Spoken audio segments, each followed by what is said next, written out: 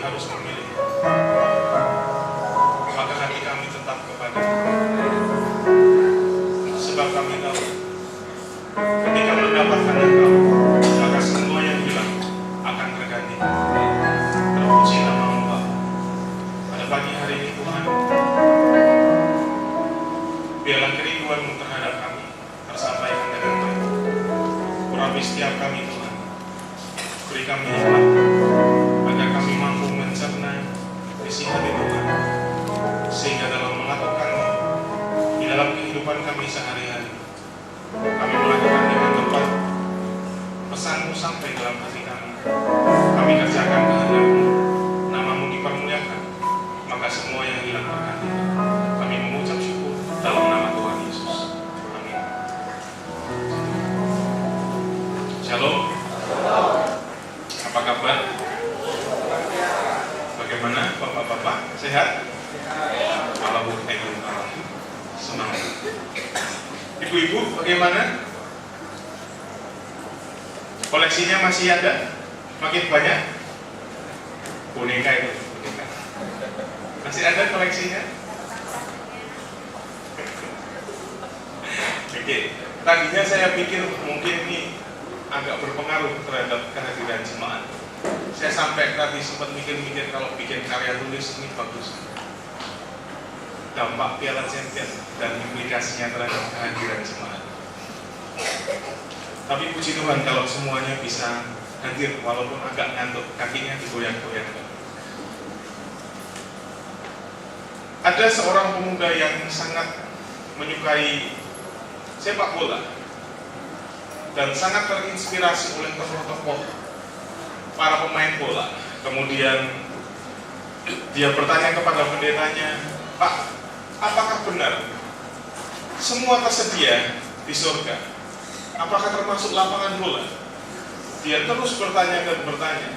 Kemudian pendetanya menjawab, "Oh iya, di surga segala yang kita perlukan itu ada.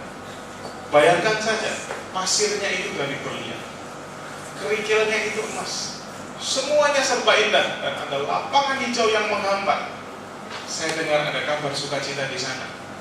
Tim 12 murid Yesus akan bertanding bersama timnya Rasul Paulus. Dan yang luar biasa itu terjadi minggu depan. Kamu diundang sebagai wasit." Oke. Mari kita baca firman Tuhan dalam Matius pasal 6.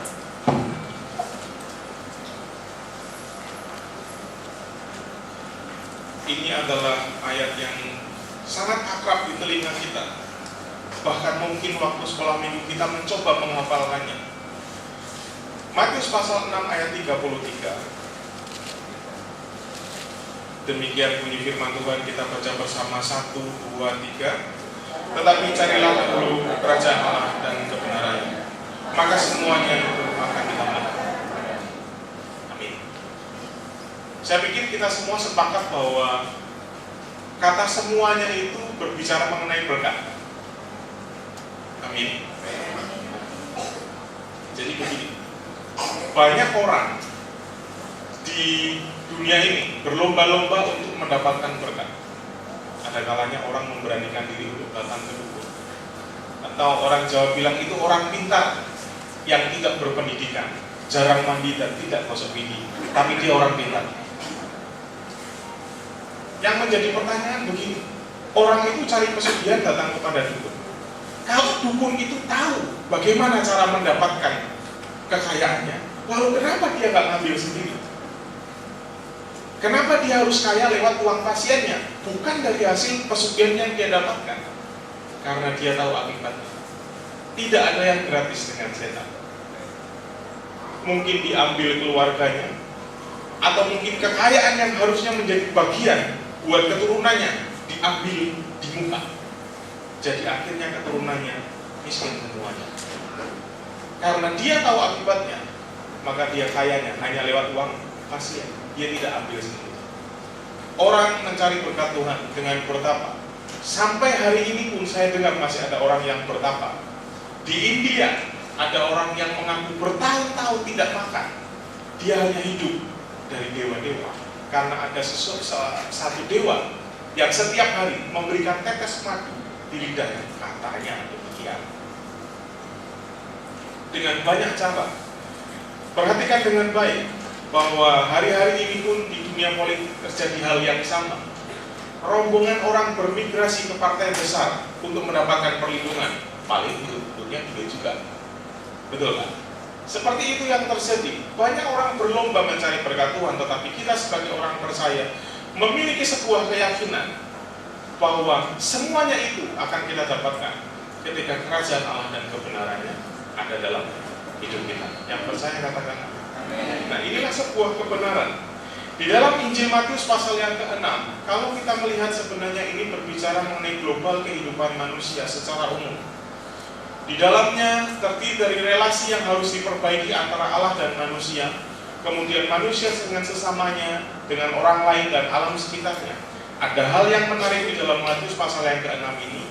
Ternyata kekhawatiran itu ada memiliki keanekaragaman yang akan dialami oleh setiap orang. Bagi orang yang kaya, maka dijelaskan dalam ayat yang ke-19 sampai 24, dia akan takut mati. Dia akan mengumpulkan berbagai macam hal di bumi ini, tetapi Yesus menakut-nakuti dalam tanda petik bahwa kamu akan masuk neraka. Nanti sore saya akan bicara soal ini. Kemudian ayat 25 sampai 34 berbicara mengenai kekhawatiran yang dialami oleh orang miskin tentang hari esoknya.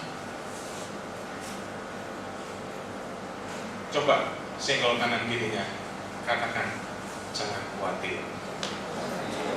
Kalau suami atau istri, jangan malu-malu di gereja, coba rangkul pundaknya, bisikin pelan-pelan, Pak, Mah, jangan khawatir. Rangkul Pak, jangan khawatir.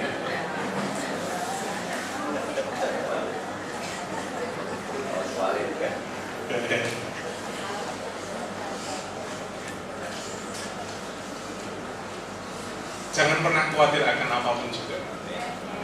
Satu kali ada seorang pengerja yang orangnya cukup rakus.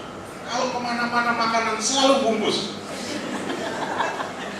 Ini pada waktu hari kunjungan lansia, dia berkunjung ke rumahnya seorang oma. Dia datang sama oma itu, kemudian dia lihat di meja ini banyak makanan. Omanya bilang, permisi ya, saya tak bikin minum dulu. Oh iya, silakan oma. Aduh, nggak usah repot-repot loh sebenarnya. Nggak apa-apa. Omanya belakang bikin minum. Dia lihat ada kacang mete, 1 toples. Dia mulai ambil segenggam, masukkan kantong. Toplesnya dipegang, camik. Dia makan. Omanya keluar. Omanya jadi, wah, habis. Dia taruh. Dia mulai melakukan sebuah pujian. Oma, kacang metenya enak loh, Ma. Omanya jengkel, tapi rendah hati dia jawab begini. Oh, enggak apa-apa, habisin aja. Sebenarnya gini loh, Oma itu suka makan silver queen, tapi kan giginya banyak yang bolong. Jadi Oma cuma bisa makan coklatnya. Jadi metenya Oma kedulung.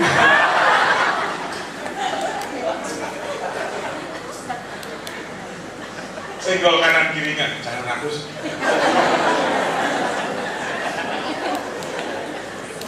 Kita masuk kepada firman Tuhan. Kunci hidup sukses secara general, secara umum, ternyata hanya berbicara tentang mencari kerajaan Allah dan kebenarannya terlebih dulu. Maka semuanya itu akan ditambahkan kepadamu. Ini adalah sebuah kunci. Kerajaan Allah sebenarnya adalah inti dari pewartaan dalam perjanjian baru. Maka oleh sebab itu sebelum Yesus ada, sebelum Yesus kemudian memulai pelayanannya, maka terlebih dahulu didatangkan seorang yang bernama Yohanes Pembaptis. Dan Nabi Yesaya jauh-jauh hari juga telah menubuatkan bahwa nanti akan ada suara yang berteriak-teriak di padang gurun, persiapkan jalan bagi Tuhan. Bertobatlah sebab kerajaan Allah sudah dekat. Bedakan antara kerajaan Allah dan kerajaan surga. Karena kerajaan Allah itu sifatnya kekinian. Tetapi kerajaan surga itu sifatnya nanti. Hari ini kita bicara kerajaan Allah. Nah, berita inilah yang menjadi sebuah isu yang sangat penting dalam perjanjian baru. Tetapi Yesus tidak pernah mendefinisikan secara gamblang seperti apa itu kerajaan Allah, tetapi dia hanya menyampaikan dalam bentuk perumpamaan-perumpamaan. Maka di dalam Matius pasal yang ke-13 dia menyampaikan perumpamaan tentang kerajaan Allah. Seumpama seorang yang menabur benih jatuh di pinggir jalan, kemudian dimakan burung-burung habis, jatuh di tanah-tanah yang berbatu, karena tanahnya sedikit, tumbuh, tapi kemudian layu dan mati karena tidak berakar dengan kuat. Sama seperti tanaman melon saya sebelumnya, tidak bertumbuh dengan baik. Saya lagi nanam melon, Pak Joko tahu. Saya iseng-iseng nanam di belakang rumah, sekarang segini-segini loh. Nanti kalau panen ya, datang kembali Pak. Yang lain jatuh di tanah semak berduri, kemudian tumbuh tetapi terhimpit dengan semak duri dan akhirnya mati. Dan yang lain tumbuh jatuh di tanah yang subur, berbuah 100 kali lipat, 60 kali lipat, 30 kali lipat. Di tepi jalan berbicara orang acuh tak acuh, kemudian tanah berbatu-batu orang yang keras. Yang jatuh di semak duri berbicara mengenai orang yang tidak tahan terhadap godaan dunia ini, terhimpit dan akhirnya mati. Dan orang percaya sebenarnya berbicara mengenai tanah yang subur. Kita tidak dapat memastikan secara pasti seperti apa bentuk kerajaan Allah itu. Tetapi puji Tuhan, lewat pewahyuan yang Rasul Paulus dapatkan dari Tuhan, maka dia mampu menyimpulkan hal ini dalam Roma pasal 14 ayat yang ke-17. Kita buka bersama. Roma pasal yang ke-14 ayat yang ke-17. Demikian bunyi firman Tuhan. Sebab kerajaan Allah bukanlah soal makanan dan minuman, tetapi soal kebenaran, damai sejahtera dan sukacita oleh Roh Kudus. Jadi konteks surat Rasul Paulus kepada jemaat di Roma ini ialah sebuah tuntutan praktis dalam kehidupan. Rasul Paulus mencoba untuk menyampaikan, sebagai seorang percaya, hendaklah kamu menjadi terang, hendaklah kamu menjadi saksi Kristus di mana kamu berada. Dan hari itu di dalam ayat yang pasal 14 ini telah terjadi sebuah perdebatan tentang makanan dan minuman. Dengan cerdik Rasul Paulus menyampaikan hal itu lewat konteks kejadian yang ada. Maka dia sampaikan, sebab kerajaan Allah bukanlah soal makanan dan minuman, tetapi soal kebenaran, damai sejahtera dan sukacita oleh Roh Kudus. Karena barang siapa melayani Kristus dengan cara ini, ia berkenan pada Allah dan dihormati oleh manusia. Ada rewardnya. Ketika reward ini didapatkan, tentunya sebelumnya orang itu adalah orang yang hidup dalam kebenaran, damai sejahtera dan sukacita. Nah, hari ini kita akan belajar 3 hal ini dengan cepat dan sederhana. Yang pertama, mari kita perhatikan mengenai kebenaran ini. Kata kebenaran di dalam Alkitab banyak bahasa, sering disebutkan kebenaran ini dengan kata pleasing God, menyenangkan hati Tuhan. Kemudian righteousness, tentang kebenaran itu sendiri yang hakiki, dan juga berbicara mengenai menuruti kemauannya Tuhan. Ini kebenaran. Nah, yang menjadi pertanyaan buat kita ini, apa sih maunya Tuhan dalam hidup kita? Kita kan tidak pernah tahu, tidak pernah mendapatkan surat sebelumnya, tidak pernah mendapatkan rule-nya, tidak pernah mendapatkan standar operasional prosedur. Hidup kita kan nggak ada itu. Nah, kita ini harus berjalan seperti itu. Kebenaran, sebenarnya kebenaran yang disampaikan dalam hidup ini, konsepnya adalah hidup benar, hidup baik, dan adil. Kita perhatikan dari kisah hidupnya Abraham. Dari Abraham sendiri dalam Kejadian pasal 18 ayat yang ke-19, kalau ada silahkan salah seorang buka, baca untuk kita bersama. Kejadian pasal 18 ayat yang ke-19 berbicara mengenai konsep hidup di dalam kebenaran yang ternyata adalah hidup baik dan adil, hidup benar dan adil. Ini adalah gagasan awal dari Allah yang disampaikan dalam kehidupan Abraham. Silakan Kejadian pasal 18 ayat 19. Salah seorang bangkit berdiri baca buat kita.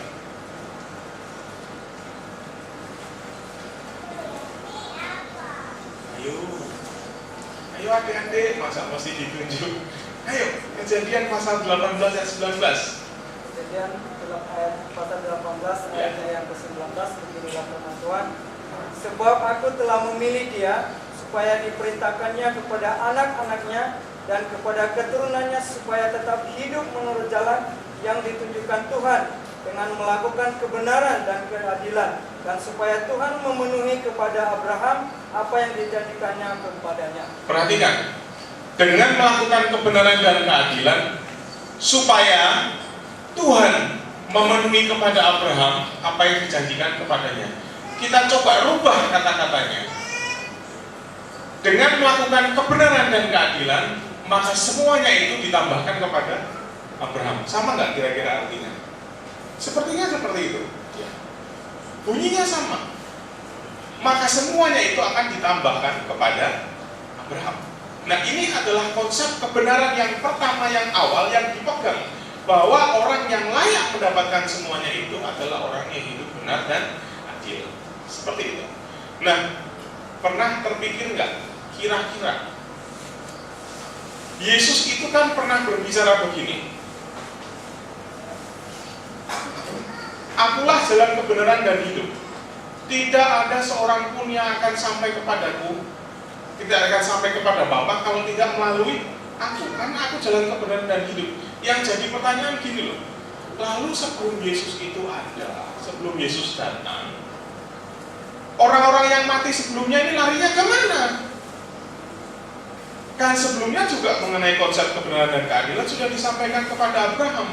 Lalu bapak-bapak leluhur kita, orang-orang yang diciptakan oleh Allah serupa dan segambar dengan Dia, yang sama sifatnya dengan Allah, yang mengerti tentang kebenaran dan yang tidak benar, larinya kemana? Kan dia belum bertemu dengan Yesus. Saya pikir konsep yang disampaikan Allah kepada Abraham mengenai hidup dan benar dan adil, inilah patokannya mereka lari kemana. Kita belum tahu tentang hal ini karena studi mengenai surga dan neraka ini bukan hal yang kekinian. Kita tidak bisa memastikan, tapi saya pikir ini sebuah patokan karena firman Tuhan ini kita tahu hari ini. Amin. Yang pertama bicara mengenai kebenaran dan hidup adil. Kadang-kadang wanita yang sudah berusia cukup tetapi belum menikah ini sering mengeluh, dunia ini tidak adil, semuanya tidak adil. Kalau pas hadir dalam suasana orang pernikahan, nanti orang-orang tua itu nyenggol-nyenggol, kapan nyusul, Pak, ini loh Pak, semuanya nggak adil. Saya bilang cukup sederhana, kamu tunggu momen yang tepat, balas. Nanti pada waktu ibadah orang kematian, pemakaman, senggol yang tua, kapan nyusul? Kalau pernah nyenggol orang, jangan takut disenggol, amin. Lu ini kebenaran kan? Kapan nyusul? Kok takut? Berbicara mengenai kebenaran, yang pertama ternyata kebenaran yang dimaksudkan berbicara soal hidup benar dan adil. Yang kedua, bicara mengenai damai sejahtera. Damai sejahtera di dalam PL sering dikatakan dengan kata shalom, seperti yang kita ucapkan. Shalom, damai sejahtera menyertai Anda sekalian, gitu kan? Shalom, ini yang pertama. Shalom mengacu kepada keutuhan, kesehatan total, kemakmuran yang total, dan arti kata ini meliputi seluruh berkat Allah kepada umat terjanji, kepada umat yang dijanjikan untuk menikmati semua ini. Itu bicara mengenai shalom, mengenai damai sejahtera. Dan ternyata dalam sejumlah besar perikop yang ada dalam perjanjian lama yang terdapat di dalam Alkitab, kata shalom ini melingkupi sebuah kebenaran, perbaikan relasi, dan bukan keadaan. Katakan shalom itu relasi, bukan keadaan. Senggol kanan kirimu. Shalom itu relasi, bukan keadaan. Artinya begini, shalom ini adalah sebuah hubungan yang harus dibangun, sebuah hubungan yang harus diciptakan, bukan keadaan di sekeliling kita. Itu shalom. Seringkali kita berpikir, Tuhan berikan aku damai sejahtera, kemudian Tuhan memberikan kita damai sejahtera. Ternyata shalom itu kondisi yang kita ciptakan karena ada Tuhan. Bukan Tuhan yang dipaksa menciptakan dalam hidup kita. Tetapi karena ada Tuhan, maka kondisi shalom ini kita ciptakan. Maka dalam perjanjian baru nantinya kamu adalah terang dunia. Itu shalom. Kondisi yang kita ciptakan, bukan karena keadaan di sekeliling kita. Beberapa waktu lalu, 2 minggu yang lalu kira-kira, saya, istri saya, ada anak saya di pangku istri saya, kemudian ada neninya di belakang. Kita dalam perjalanan mau pulang dekat sama airport Sepinggan. Saya sudah berjalan di jalur yang tepat dengan kecepatan kira-kira 50-60 kilo. Itu kecepatan normal di jalan utama. Saya berjalan dengan baik, tiba-tiba di belakang saya, di dasar negara kita, dengan laju kemudian dia serempet mobil saya, dia potong jalur saya, dan penyok mobil. Kemudian sejurus kemudian dia lari tanpa permisi, kira-kira 200 meter dia masuk ke dalam airport Sepinggan. Kalau saya kejar dapat? Pasti dapat. Dia masuk ke airport pasti antri dan stuck di tengah-tengah, saya bisa datangi. Tapi itu percuma.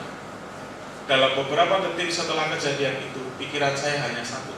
Saya harus menciptakan shalom dalam hati saya sendiri. Coba berpikir dengan logis dan positif saja. Saya tanya istri saya, "Mah, asuransinya jalan?" "Masih jalan." Oke. Saya berhenti, saya lihat, penyok, betul-betul penyok. Innova itu empuk, penyoknya itu dalam. Kemudian saya berpikir begini, kalau saya datangi orang ini, ormas ini di Balikpapan itu terkenal. Tiap bulan itu minta setoran ke toko-toko, itu terkenal. Dan kalau nggak dikasih, kacanya pecah. Seandainya saya bersentuhan dengan ormas itu, mungkin dia nggak kena ke saya bisa menghindar. Istri saya bagaimana? Anak saya bagaimana? Rumah tangga saya bagaimana? Kalau dia tahu pekerjaan istri saya, gimana kantornya? Kalau dia tahu gereja kita, bagaimana gereja kita? Semuanya habis. Hanya gara-gara apa? Saya marah. Betapa egoisnya saya. Gara-gara saya marah untuk mempertahankan kepenyokan itu, kemudian yang hancur orang banyak. Maka kita perlu menciptakan shalom dalam hidup kita. Amin. Hal yang sangat sederhana, tetapi ini hakiki dalam hidup kita. Menciptakan shalom. Nah, damai sejahtera yang diwakili dengan kata shalom dalam dunia Yunani Romawi kala itu, dalam perjanjian lama juga, ternyata berbicara mengenai ketiadaan perang. Dan bahkan alat perang pun tidak diciptakan dan dimusnahkan. Ini kondisinya shalom. Yang kedua, di dalam perjanjian baru, kata shalom diwakili dengan kata Irene. Anak saya namanya Irene. Kalau ketemu sama dia, namanya betul-betul mewakili kepribadian. Kalau ketemu sama orang belum kenal, coba Anda senyum, pasti dia senyum. Anda cengir, dia ketawa. Irene, damai sejahtera.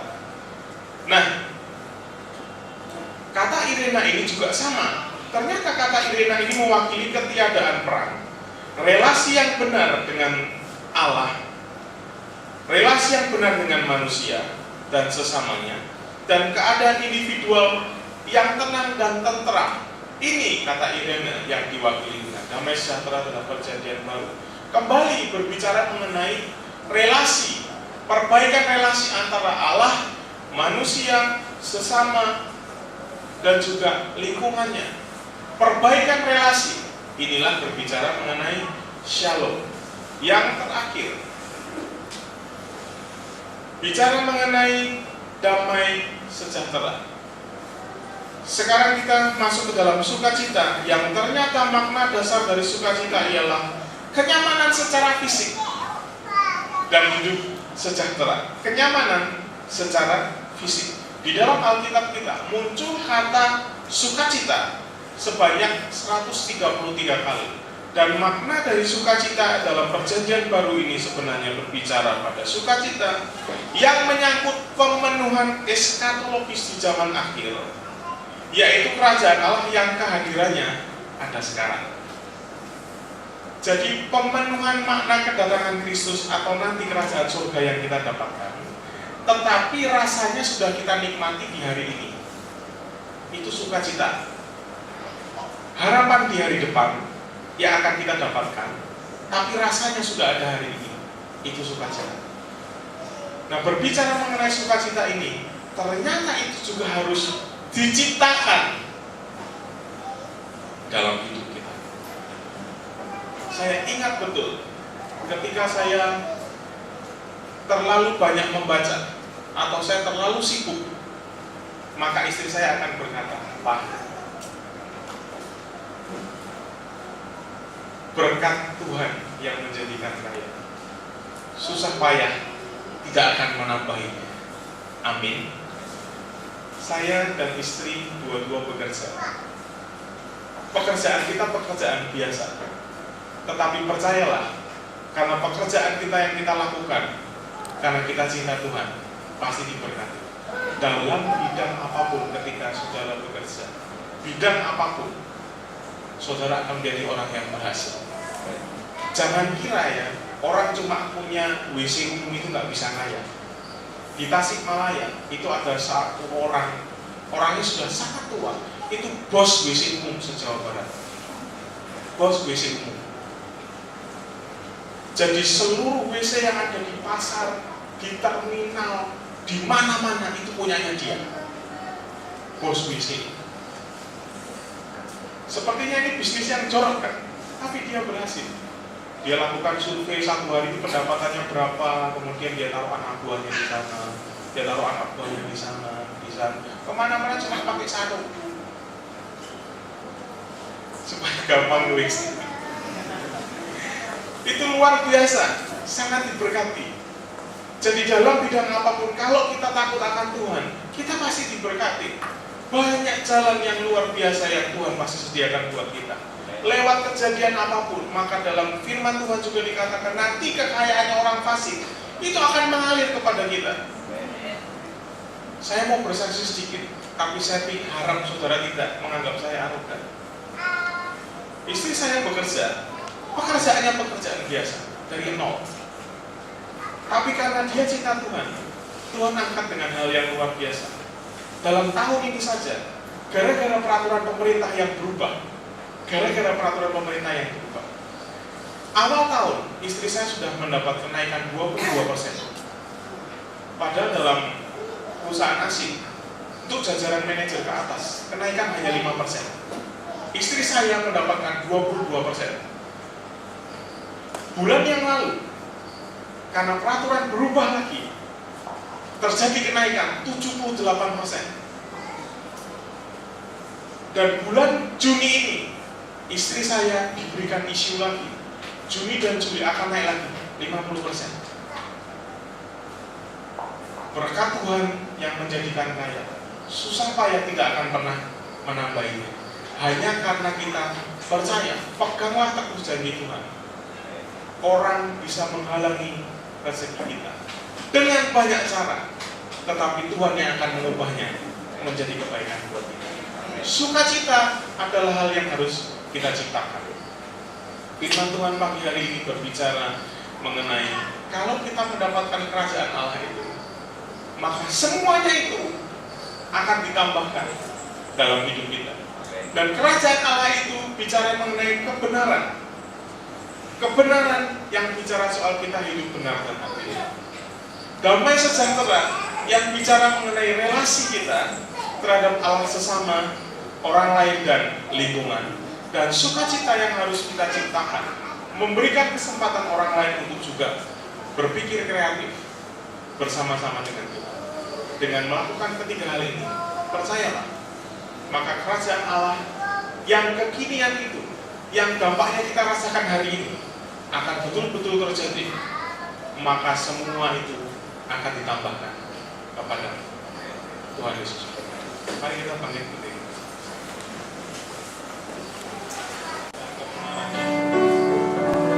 Lewat kami hidup benar dan adil.